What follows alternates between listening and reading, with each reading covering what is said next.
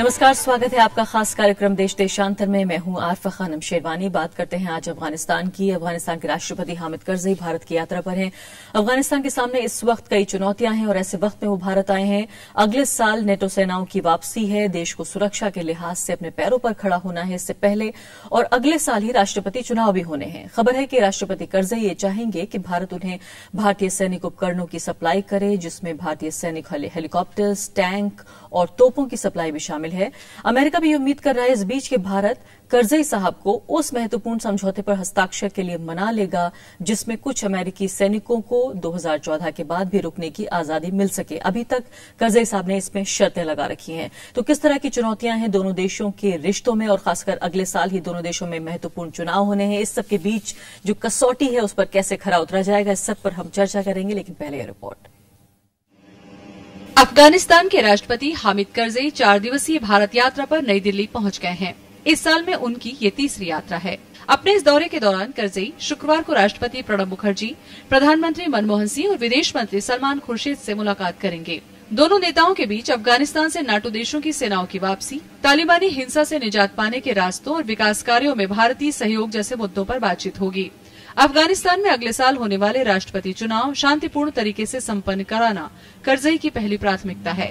अफगानिस्तान में अमेरिकी फौजों की 2014 में वापसी को लेकर अमेरिका और अफगानिस्तान में बढ़ती खाई को कम करने के संबंध में विचार विमर्श हो सकता है।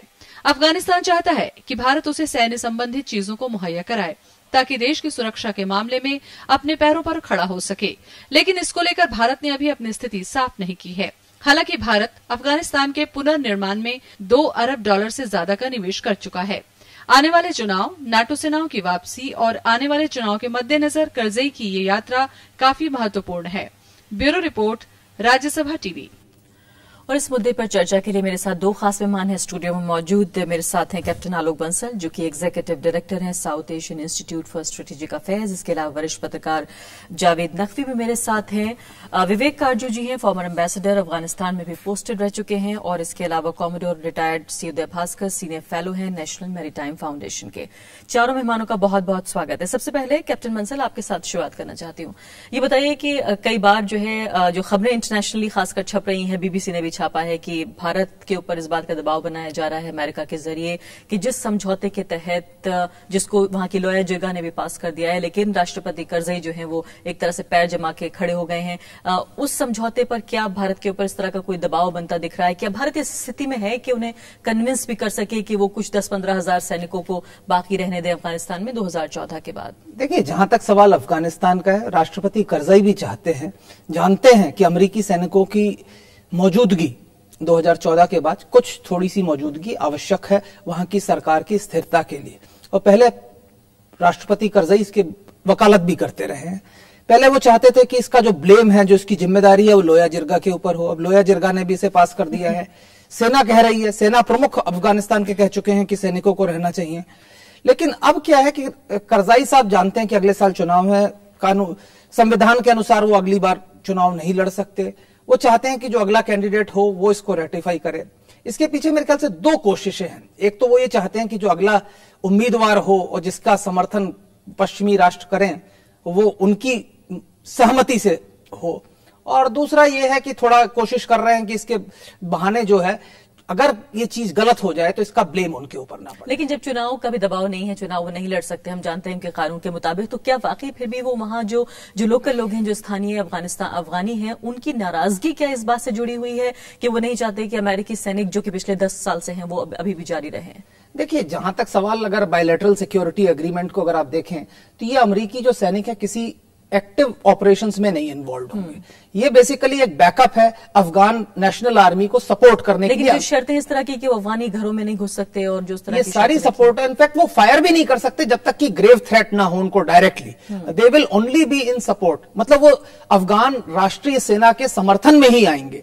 और ये समझने वाली चीज है कि आज वहां पे इंसर्जेंसी है, पर जब अमेरिका की फौज वहां से हट जाएगी तो वहां पे एक सिविल वॉर जैसी स्थिति होने की संभावना है। और अफगानिस्तान अगर आप देखें ऐतिहासिक रूप से जो है अधिकतर जो उसके खिलाड़ी हैं वो फेंस पे बैठते हैं, और वो जो साइड जीत रही हो उसके साथ। अगर आप देखें तालिबान का जो प्रभुत्व हुआ उसमें भी अधिकतर जो लोग थे वो तालिबान से जुड़ गए, तालिबान ने उन्हें जीतने की। लेकिन जो ये रिसर्च है वो ये बता रही है कि 34 में से 17 प्रोविंस जो हैं वो जैसे ये सेनाएं जाएंगी अफगानिस्तान के सामने, अंग्रेजी में कहा जाए तो वो गिर जाएंगे, फॉल हो जाएंगे। तो क्या ये 10-15 हजार सैनिक मदद कर सकेंगे उस हालात को? यहाँ पे समझने की चीज यही मैं कह रहा हूँ, ये 10-15 हजार सैनिकों के रहने से एक बहुत बड़ा साइकोलॉजिकल एज मिलेगा अफगान नेशनल आर्मी को। क्योंकि अगर आप देखें सबसे बढ़िया जो हमारे पास एग्जाम्पल है, उदाहरण है, वो नजीबुल्लाह के फॉल के बाद है। अगर आप देखें दोस्तम के पास हवाई जहाज थे तो दोस्तम हमेशा रेलेवेंट बने रहे। बहुत कम सैनिक थे लेकिन हवाई जहाज थे।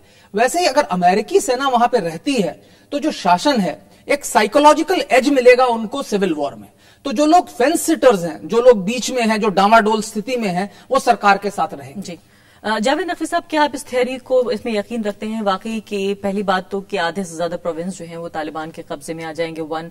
दूसरी बात कि इतने सालों से जो अफगानी जनता है जो एक तरह से आदी हो चुकी है जो नेटो के सैनिक हैं उनकी, क्या वाकई अभी भी वो उनके अंदर इतनी नफरत है उनको लेकर जिसको कि वहां की सरकार मोल नहीं लेना चाहती और इसलिए तरह तरह की शर्तें लगा रही है? और दूसरी बात, क्या ये जितने सैनिक रोके जाने की बात हो रही है ये मदद कर पाएंगे स्थिति को बेहतर करने में?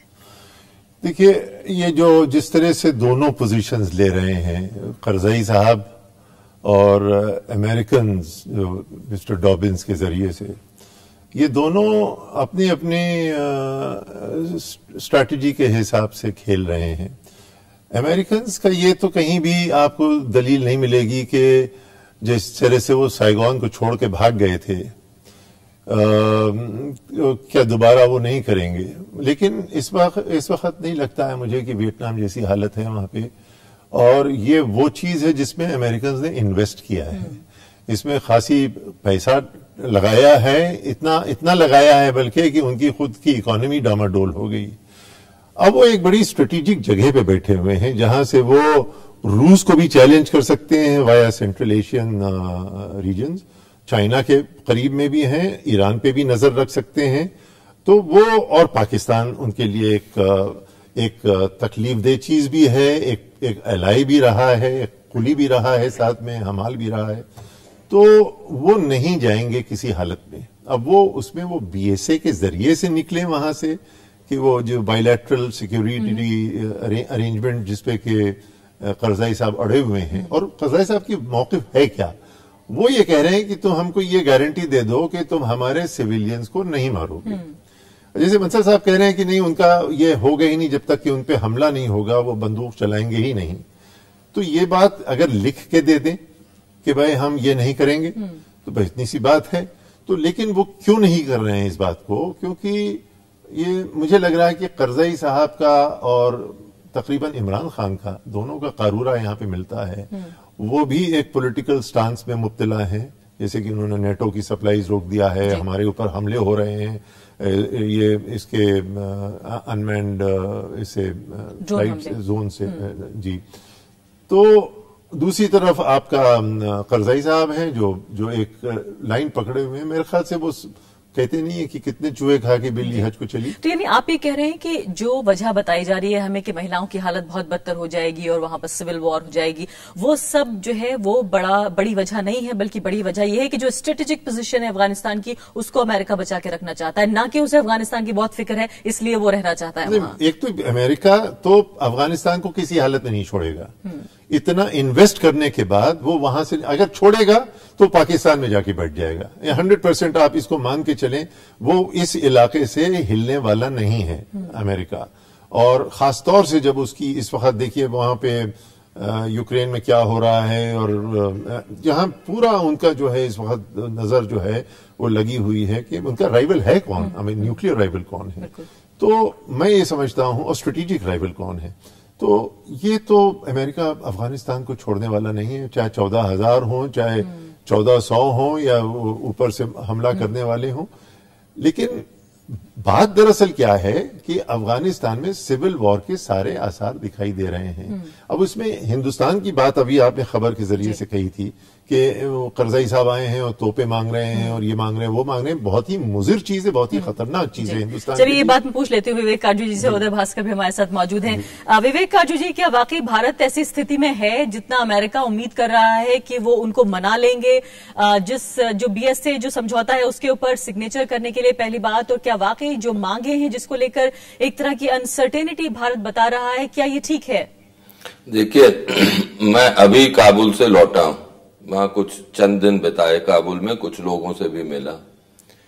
काबुल और अफगानिस्तान में एक अनिश्चितता की स्थिति है इस वक्त, और कारजाई साहब को ये करना चाहिए कि जो भी ये अनसर्टेनिटी है उसको कम करें। अब लॉयर जिरगा ने ये साफ कर दिया, अगर वो ये साफ करने की जरूरत थी कि अफगानिस्तान के 90% लोग ये चाहते हैं कि अमेरिका वहां पर रहे और BSA साइन हो।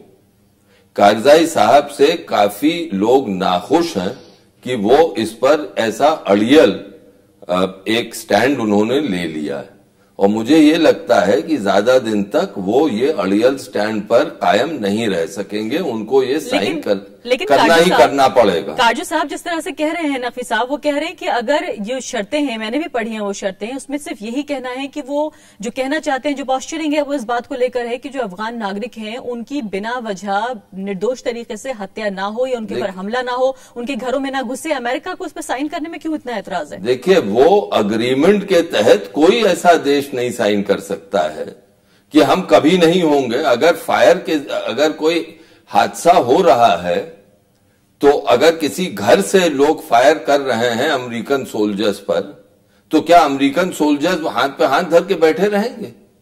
ये सब बातें नहीं हैं। ये असल बुनियादी बात यह है कि कारजाई साहब के रिश्ते अमेरिका से और बुश एडमिनिस्ट्रेशन से 2009 के बाद बद से बदतर होते गए हैं। ये वहां की हकीकत है जिसको हमें समझना चाहिए। और एक और चीज इस वक्त हो रही है, अभी वहां पर यह शको शुबा कायम है कि क्या कारजाई साहब संविधान को मानेंगे और अपना पद छोड़ेंगे, या ऐसी स्थिति उत्पन्न करना चाहते हैं कि वो कायम रहें। तो ये सब बातें बहुत सोच के चलनी चाहिए। और जहां तक हमारी हुकूमत का सवाल है, हमारी सरकार का, मेरी दो राय हैं। एक चीज, जो हथियार कारजाई साहब अपनी सेना के लिए चाहते हैं, हमें उनको, कारजाई साहब को, अफगानिस्तान की सेना को देने चाहिए। क्यों? जी, हमें अपने रिश्ते अफगानिस्तान से डायरेक्ट रखने हैं। हमें पाकिस्तान का ध्यान नहीं रखना है कि पाकिस्तान इसको किस तरह देखेगा या अमेरिका किस तरह देखेगा। लेकिन क्या इस बीच एक चीज मैं और कह दूं, क्या इस बीच भारत इस बात का ख्याल ना रखे कि भारत और पाकिस्तान के जो रिश्ते हैं इससे उसमें एक तरह की हॉस्टिलिटी पैदा हो सकती है? क्या हॉस्टिलिटी नहीं है? क्या आप बात कर रही है? क्या हॉस्टिलिटी कम है जो ज्यादा हो जाएगी? क्या पाकिस्तान का रवैया ठीक रहा है? क्या पाकिस्तान ने भारत के हितों को कभी देखा है या हमेशा नजरअंदाज किया है? हम किस दुनिया में रह रहे हैं? हमारी सरकार किस दुनिया में रह रही है? तो यानी आप ये कह रहे हैं कि जो अनिश्चितता नजर आ रही है, जो लग रहा है, जानकार जिस तरह से कह रहे हैं कि लगता है कि भारत नहीं देगा ये हथियार, लगता है कि भारत नहीं देगा हेलीकॉप्टर्स, आपको लगता है कि ये स्टैंड गलत है? बिल्कुल गलत है, 100% गलत है। एक दोस्त है, वहां की आवाम हमसे, और उन आवाम के हित, अफगानिस्तान के हित और हमारे हित कोइंसाइड करते हैं। पाकिस्तान जिसका रवैया और जिसका भारत की तरफ जो उसका स्टैंड रहा है, हमेशा दुश्मन का स्टैंड रहा है, हम क्या उनकी तरफ देखें? ये मुझे समझ नहीं आता है। ये जो राय लोग देते हैं, ये किस तरह देते हैं, ये मुझे समझ नहीं आता है। 60 साल से इतिहास गवाह है इस बात का, क्या हम ये सब नजरअंदाज कर दें? और जो अफगानिस्तान जिससे दोस्ती है, उसके हम, जब वो चाह रहा है, उसकी मुसीबत की घड़ी है, तो हम क्या उसकी तरफ नहीं देखें? हमने जबकि एक अग्रीमेंट साइन किया हुआ है, स्ट्रेटेजिक पार्टनरशिप अग्रीमेंट। जी, वापस आती हूँ। उदय भास्कर जी बहुत धैर्य के साथ, बहुत सब्र के साथ, बहुत देर से हमारी बातें सुन रहे हैं। एक छोटा सा जवाब नकवी साहब से लेती हूँ, फिर आपके पास आती हूँ। नकवी साहब वही कह रहे हैं कि ये प्रैग्मेटिक नहीं है, प्रैक्टिकली नहीं है इस बात पर कि जो शर्तें रखी गई हैं उसके तहत BSA पर साइन करे, BSA पे साइन कर दे अमेरिका। नहीं, अगर अमेरिका साइन नहीं करता है तो उसमें अमेरिका की कोई कमी नहीं होगी। करजाई साहब खुद बहुत वल्नरेबल हैं और अमेरिका तो इतनी बड़ी शक्ति है तो चाहे वो लोया जिरगा सपोर्ट करे ना करे, वो किसी के सपोर्ट से थोड़ी आते हैं, जब उनका आना होता है तो वो आ जाते हैं। तो मैं नहीं समझ, लेकिन क्या ये एक मुजिर चीज नहीं होगी अफगानिस्तान के लिए? मैं ये समझता हूं कि अमेरिका ने जिस तरह से करज़ई साहब ने उसको पोज किया है, इम्प्लिसिट उसमें धमकियां हैं कि हम चले जाएंगे तो फिर तुम्हारे यहाँ सिविल वॉर होगी, फिर मत बताना हमको। तो उसमें एक इम्प्लिसिट ये भी है कि हम शरारत भी कर सकते हैं। करज़ई साहब के अल्फाज हैं ये कि आप शरारत भी कर सकते हैं, आप हमारे यहाँ से बिजनेस को हटा सकते हैं, हमको भूखा मार सकते हैं।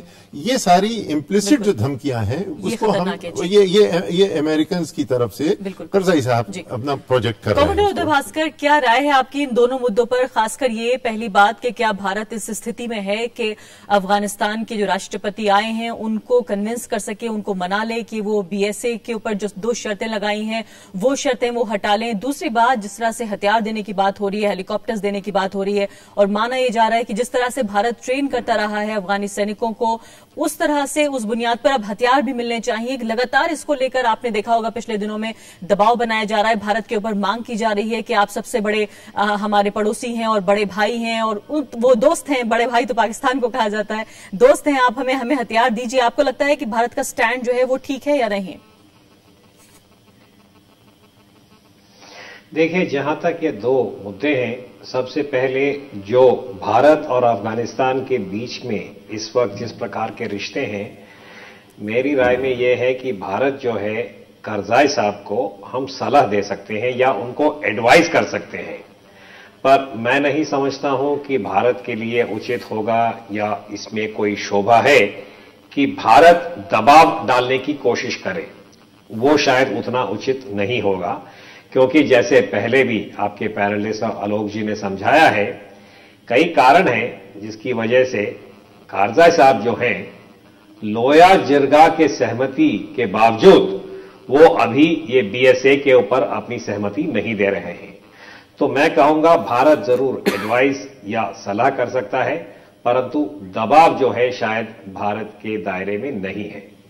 दूसरी बात, जहां तक ये हथियारों की बात है अफगानिस्तान के लिए, मैं काटजू साहब के साथ सहमत हूं, क्योंकि इस विषय के बारे में पहले भी चर्चा हुआ है, ये आज की बात नहीं है जी। कई बार जब से भारत के एम्बेसी के ऊपर अफगानिस्तान काबुल में हमला हुआ है, तब से मैं कहूंगा बार बार हमने इस विषय के ऊपर जब भी चर्चा हुई है, मेरा भी व्यक्तिगत राय यही है कि भारत को अफगानिस्तान के जो नेशनल आर्मी है और अफगानिस्तान की जो क्षमता है सुरक्षा के क्षेत्र में, हमें उनको बढ़ोतरी देना चाहिए और जिस प्रकार की भागीदारी वो स्वीकार करने के लिए तैयार है, भारत को उस दिशा में जाना चाहिए। और पाकिस्तान से अभी आप देखिए, अमेरिका और पश्चिमी देशों में उदय भास्कर जी, क्या ये पाकिस्तान से रिश्तों की कीमत पे भी होना चाहिए? देखिए, पाकिस्तान का जो पोजीशन है इसके बारे में हम सब लोग जानते हैं, और उन्होंने अमेरिका से मैं समझता हूं एक प्रकार का समझौता भी किया कि पश्चिमी देश और अमेरिका जो है अफगान नेशनल आर्मी को जरूरत से ज्यादा उनकी इन्वेंट्री, यानी कि उनके पास जिस प्रकार के हथियार हैं, उनके पास जिस प्रकार के जो सर्वेलेंस के लिए, निगरानी के लिए जो इक्विपमेंट है, उन्होंने सब उसको दबा के रखा है।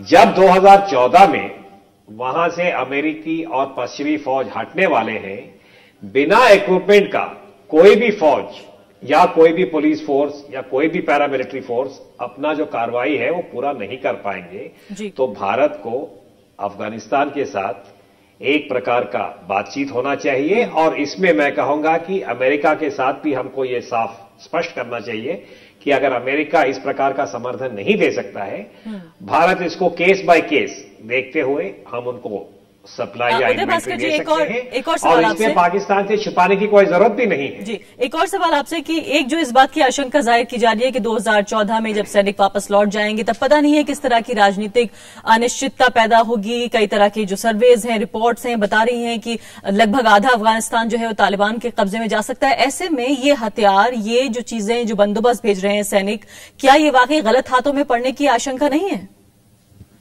अगर हम भेजना तय करते हैं तो? देखिए सर, इसलिए मैंने कहा हमको इसको काफी धीरे धीरे केस बाय केस इसको हमें समीक्षा करके बढ़ना चाहिए, और ये आपने जो बात उठाई है बिल्कुल सही है। और जितने भी विश्लेषक हैं और जितने भी लोगों ने अफगानिस्तान को इस वक्त समझने की कोशिश की, सब ने यही कहा कि 2014 के बाद, यानी कि जब पश्चिमी फौज और अमेरिका हट जाएंगे, ये देखना है कि काबुल की जो हुकूमत है वो कहां तक एक प्रकार से स्थापित होगा और ये जो वॉरलॉर्ड्स की जो परंपरा है अफगानिस्तान में, उनका कहां तक कब्जा होगा, जहां तक अफगानिस्तान के जो प्रांत हैं। तो भारत को सतर्क रहना चाहिए, पर अगर हमने इतना समर्थन दिया है काबुल को पिछले, मैं कहूंगा 12 साल से 2001 अक्टूबर के बाद, तो हमें आगे देखना है कि भारत के जो हित है वो किस प्रकार से प्रभावित होते हैं अफगानिस्तान और काबुल के अंदर जो हुकूमत है और वहां पे जो अलग अलग गुट हैं। तो काबुल और उनकी जो लोकतांत्रिक दायरे में जो भी वहां पे सरकार बन रहा है, उनके साथ मैं समझता हूं कि दिल्ली के जो रिश्ते हैं वो सही होना चाहिए और एक प्रकार से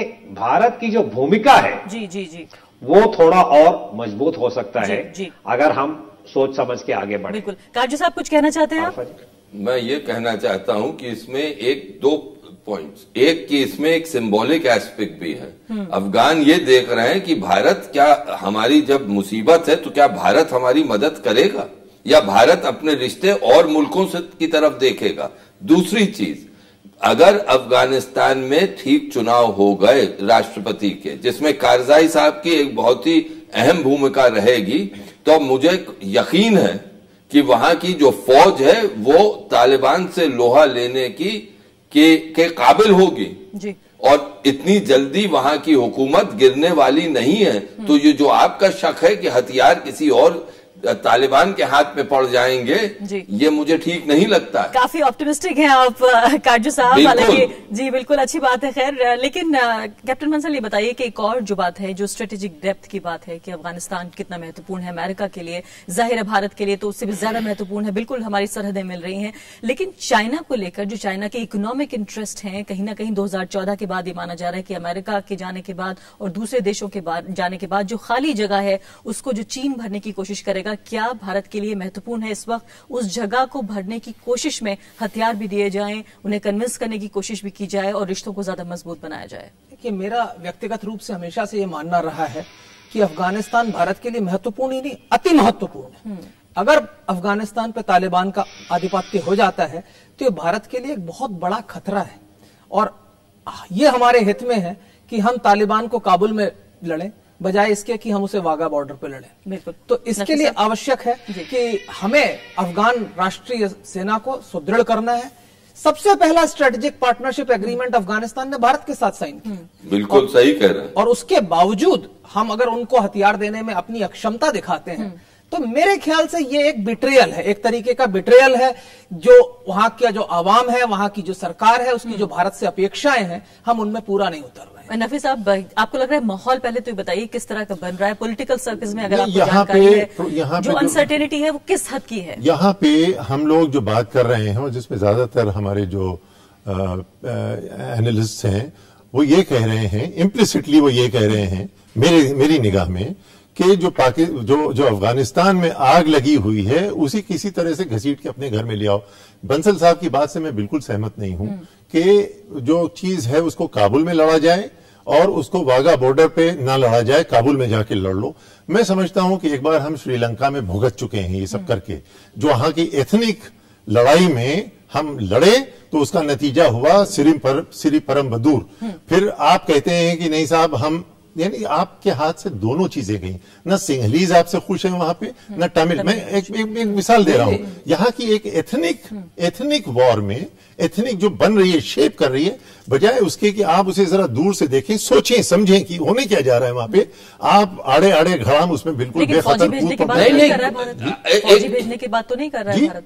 भारत अपनी फौजी भेजने क्या है, ये जो सिंबॉलिक बात कह रहे हैं, टैंक और तोपों की, असलहों की बात और तालिबान से लड़ने की बात कह रहे हैं, वहां बात हो रही है तालिबान से किस तरह से रिकनसाइल किया जाए। तालिबान से कोई मेरा बहुत घर के कोई रिश्ते नहीं है। सबसे पहले शायद वो हमारे जैसे बिल्कुल समाप्त हो गया। आखिरी सेंटेंस काजू साहब जल्दी से। नहीं, तालिबान से रिकनसाइल अगर अफगान कर लें तो ठीक है, लेकिन वो रिकनसाइल करने वाले हैं नहीं। और ये फौज भेजने की कहां से बात नकवी साहब कह रहे हैं? किसने कहा है कि भारतीय फौज वहां जाए?